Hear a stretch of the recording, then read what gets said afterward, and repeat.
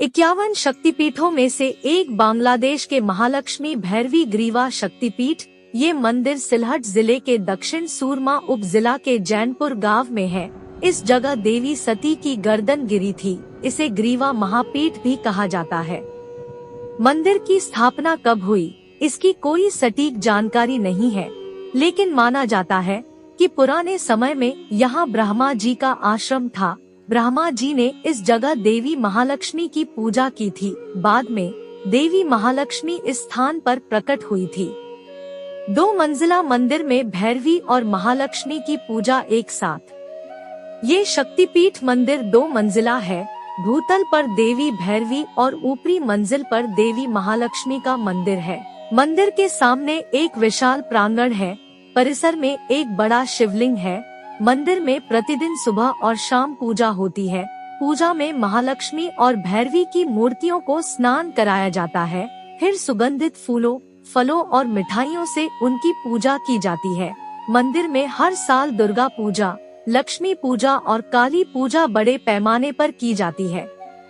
शक्तिपीठ के पुजारी शिवव्रत भौमिक चंदन कहते हैं कि यहाँ पौराणिक रीति रिवाज से नवरात्रि मनाई जाती है।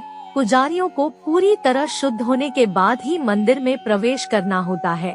पहले मंदिर में काफी लोग दर्शन के लिए आते थे, लेकिन अब रोज 200 से 300 लोग नवरात्रि देखने और देवी दर्शन के लिए आ रहे हैं। मंदिर की वर्तमान हालत पहले जैसी नहीं है। आर्थिक संकट की वजह से बड़े अनुष्ठान करना कठिन हो गया है।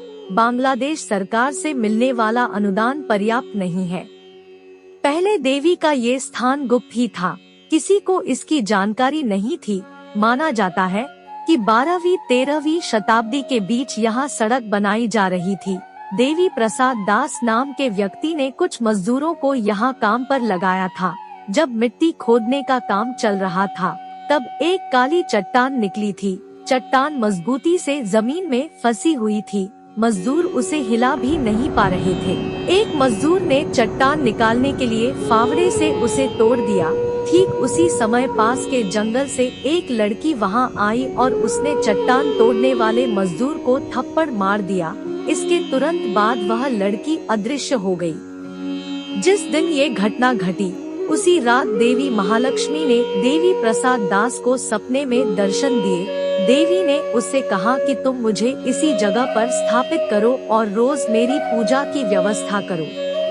देवी प्रसाद धनवान था तो उसने अगले ही दिन देवी मंदिर बनाने की तैयारी शुरू कर दी। लाखों ईंटें मंगवा ली।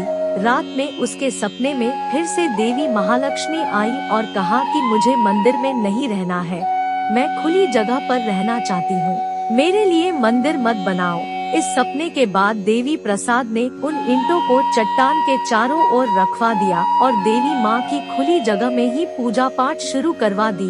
आज भी देवी प्रसाद के वंशज ही मंदिर की देखरेख में लगे हुए हैं।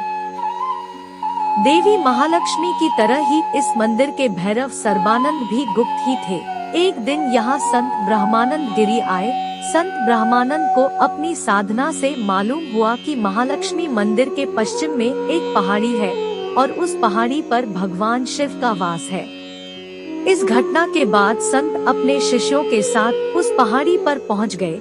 उन्होंने शिष्यों से कहा कि इसी जगह पर देवी के भैरव का वास है, हमें उन्हें खोजना होगा। संत ब्रह्मानंद भैरव को खोज पाते उससे पहले ही उनकी मृत्यु हो गई। ये घटना 1281 की मानी जाती है।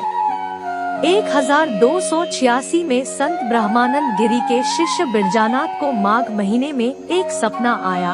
उन्होंने सपने में देखा कि गुरु ब्रह्मानंद गिरी 2 शिष्यों के साथ एक टीले की ओर जा रहे हैं। गुरु कह रहे हैं कि यहाँ देवी के भैरव हैं, मैं उन्हें प्रकट करूँगा।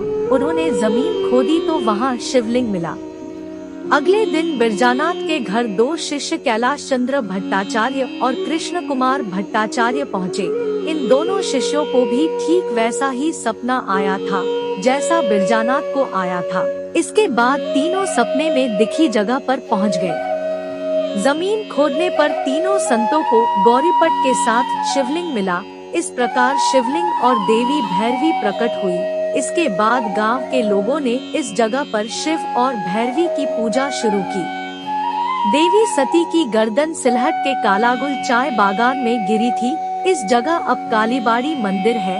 यहाँ एक मान्यता प्रचलित है कि जो लोग मंदिर में रखे पानी का सेवन करते हैं, उनकी सभी बीमारियां दूर हो जाती है।